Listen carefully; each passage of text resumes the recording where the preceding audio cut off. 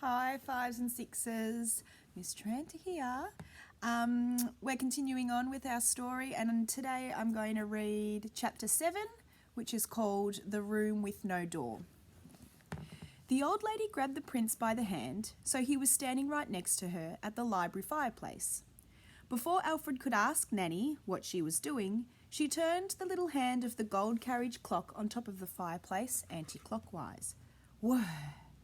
As if by magic, the pair were spun into another room. Whoosh! I never knew this room was here, hissed Alfred. Shh! Shushed Nanny. They still might hear us. They listened out for the voices in the library next door, as they stood in a tiny windowless room of junk. There was a rusty metal bath, a broken bicycle, a dog-chewed cricket bat, a weather-beaten picnic basket, a mouldy croquet set, and a battered old Victorian pram with a wonky wheel. Alfred had been all over the palace, but he had never been here. Hardly surprising, as the room had no door. Is this a secret room?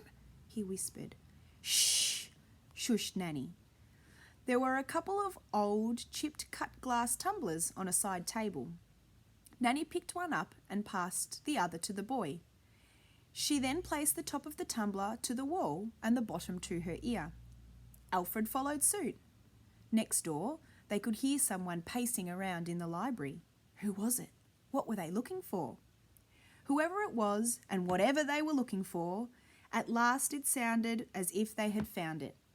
After a short while, the pair heard the library door close. They were safe, for now.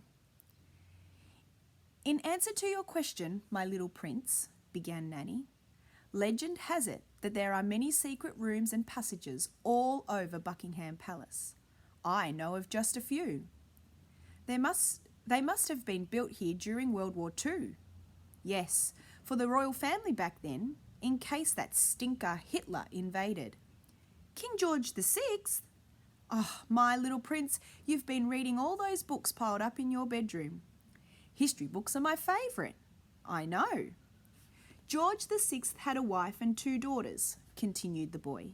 The elder one became Elizabeth II. Full marks, clever clogs. Elizabeth II. What a ruler she was. We'll never see her like again.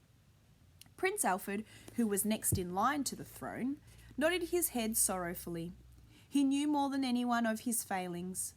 If only he could be more like the great kings and queens of the past. But nature had played a cruel trick on him. He was a sickly child. All of a sudden, Alfred thought he saw something move under an old dust sheet. With his eyes, he indicated the pile. Nanny mimed,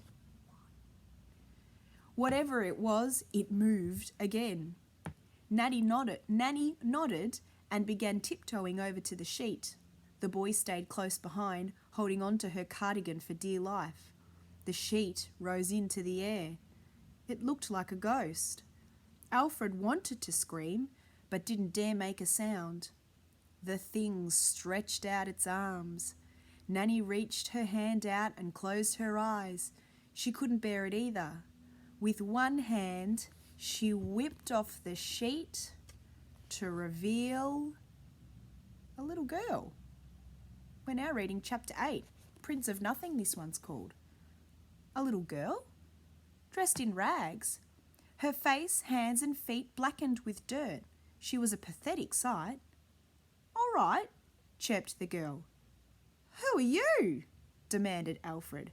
Who are you? She asked back. I asked first. What do you think you're doing sneaking in here from the outside? Demanded Nanny. Well?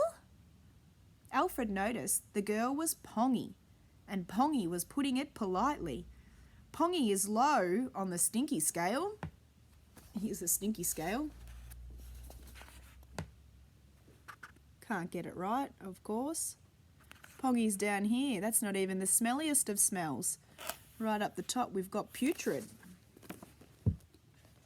However, being well brought up, Alfred was far too polite to mention that the girl smelled something rotten. Nanny snatched a broken candelabra and brandished it like a weapon. Don't beat me, pleaded the girl.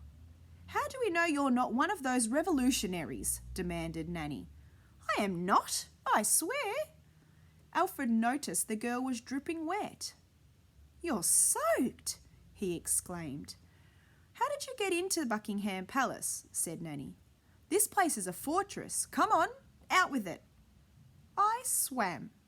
Nonsense, scoffed Nanny. No, it ain't, snapped the girl. Years ago, there were all these trains that ran under the city. The London Underground? Replied Alfred. I have a book about it upstairs in my room. It hasn't run for 50 years. Yeah, most of the tunnels collapsed ages ago, but there is one that's all flooded. Flooded? Asked the boy. Yeah, this tunnel's underwater. Leads all the way from the Thames right under the palace. Well, in all my years of working, I have never known that, remarked the old lady. It's a secret, hissed the girl. Nobody knows. Well, I know now, replied Nanny. Me too, added Alfred. Silly girl, said Nanny. But the girl was not going to be mocked like this. You don't know exactly where it is, though, do you? She retorted before a smug grin settled on her face. Alfred smirked. This little girl had spirit. What's your name? He asked. Might. Might what? No, just Might. Might as in M-I-G-H-T or as in M-I-T-E? I don't know spelling. They call me Might because I'm a little mite. That's Might, he said. M-I-T-E. The girl just shrugged her shoulders as if to say, I don't care. You still haven't told us why you've broken into Buckingham Palace, snapped Nanny. Might gulped. I was starving. My belly hurt something horrible with the hunger. I was looking for the kitchen to rob some food. Then I heard footsteps and hid in here. Did you not have your dinner? Asked Alfred. Dinner? She exclaimed. What planet are you on? A nibble of mouldy old biscuit is all I've had all day. Really? The prince was flabbergasted. You have absolutely no idea about life outside this place, do you? Well, in here, you've got everything. Outside, we've got nothing. The story is there's mountains and mountains of food in this palace, but the king won't share any of it, continued Might. Stuff I've only ever dreamed of. Chocolates and sweets and cakes, she said, her eyes gleefully lighting up at the sound. Her eyes gleefully lighting up at the thought. Don't have the eggy weg? Don't have the eggy weg, offered Alfred. Nanny gave the boy a filthy look. Well, I'm sure we can give you some food, he added. We will do no such thing, huffed Nanny. We don't want to encourage her. First it's her, then we will be swamped by the great unwashed. No, she is very lucky to have not been shot on sight by the guards. Shot or starved to death, mused Might. I was willing to take me chances. You don't know what it's like out there. That's why one day there is going to be a revolution. I have heard quite enough of this, snapped Nanny. I'm sure there is something that we can do to help on the outside, said Alfred. Oh yeah? What are you going to do about it then, posh boy? Alfred stammered. Well, Truth was, he didn't have the faintest idea. Who are you anyway? She asked. You don't know? Spluttered the prince. Should I? I am the prince, he announced grandly, as if there were no other way to announce that you were royally. Prince of what? Asked the girl. Prince of... For once, the prince was lost for words. Prince of nothing, she announced. Judging by the look on Nanny's face, she had heard quite enough. How dare you be so rude, snapped Nanny. It's true. No one out there has seen you royals for years. All we see is the face of this Lord Protector, and goodness knows what he's up to. I don't want to hear another word out of you, said Nanny. You show me where this underground river thingy is, and I'll let you go. The girl thought for a moment. I'll show you where it is, if you give me some chocolate. "The cheek of it!" exclaimed Nanny. "Please, Nanny," implored Alfred, "let's give Mite some chocolate and some for her family." "I don't have any family. Me mum and dad were shot by the Royal Guards when I was only 3. "Oh no," whispered Alfred. "I'm so sorry." "I am sorry too. There must have been a reason," said Nanny. "Perhaps they were revolutionaries.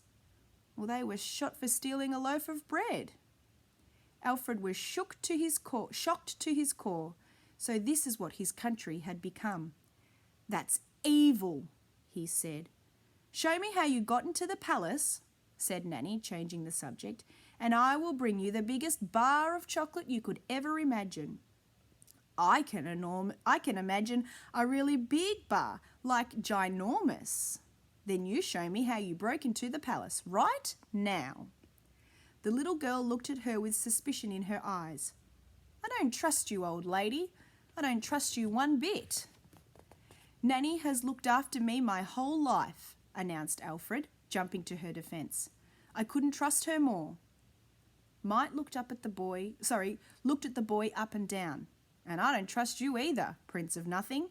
I'll find me own chocolate." With that, she threw the dust sheet over their heads. Alfred and Nanny coughed and spluttered in all the dust. When they'd pulled off the sheet, the girl was gone. "Mite!" called out Alfred. "Mite!" They paced around the junk room, and there was no sign of the little girl anywhere. She had simply disappeared. Perhaps she was a ghost after all. That's the end of chapter 8, and I'll hold it there. Chapter 9 is what we've got coming next.